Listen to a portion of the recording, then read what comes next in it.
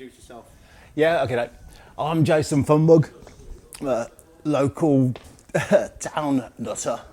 I've played in many punk bands and bands in general, toured the world and whatever. And I've known Pritt since 1989, I guess. And he's always like the weird Asian kid who was at like like punk rock indie sort of like gigs and venues, and that he used to turn up. And he was always like strange, but he was always the nicest geezer I've ever met. And he had his lovable little lisp that I do love. That's one thing about Pritt, his lisp. So I'm not making fun. It's just great. It's a great little quirk of him. Funding. Yeah, so he's came to our printing shop since, because I suppose he came here because he knew me, and I work here, and so we've always like looked after Pritt, and like he's always been a great kid and always puts his heart into everything he does.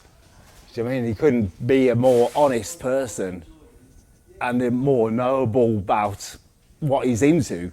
His knowledge is amazing. A long time before I was. Yeah, so it's strange, I'd say, like, it's weird, like, Pritt's, like, really supportive of my band and, like, really enjoys the things and stuff I do. And, but he's into hip-hop mainly, and it's a bit weird, because his brother's into, like, punk rock and writes punk rock fanzines, and he doesn't even acknowledge us. It's always thought it was a bit funny. But I think his brother's a bit shyer, but that's a different story, isn't it? Sorry, Pritt, I don't know. It's just one of those weird things. But it's like hands-on with the printing. Oh yeah, so I print everything, like printing arms, I was like rowing every day. But no, at the time of screen print, I love it. So I don't do my job for money, I do it because I enjoy it. And I enjoy the work I do, which is a bonus in this life.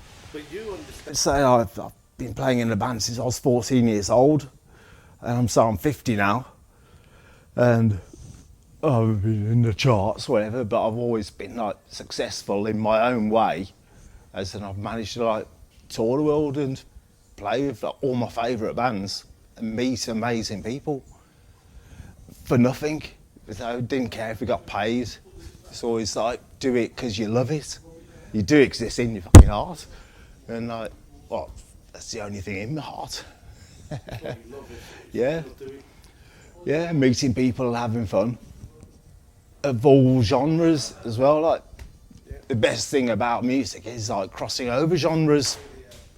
So like from like punk into hip hop and like, yeah.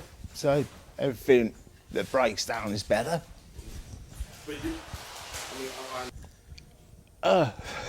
It's just what you do, you know. There's no other way.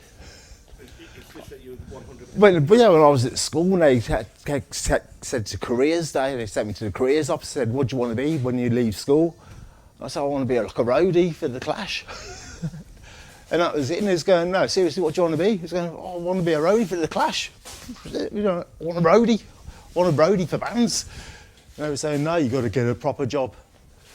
And they realised I was thick at school, but I'm not thick. I was just rubbish at school. And so they said, like, oh, join the army. And I laughed, obviously. And I just said, nah, I'll stick with like roadieing for the Clash.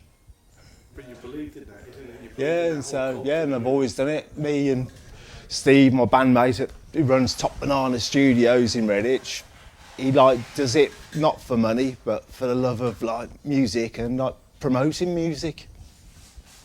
It's the same sort of person, like Steve Reese, you know, people like that, and Pritt and whoever who believe in what they do, promote it, and they push it, and they make documentaries and films like this to inspire people and influence people, and you can't knock that, can you? Because that's perfect.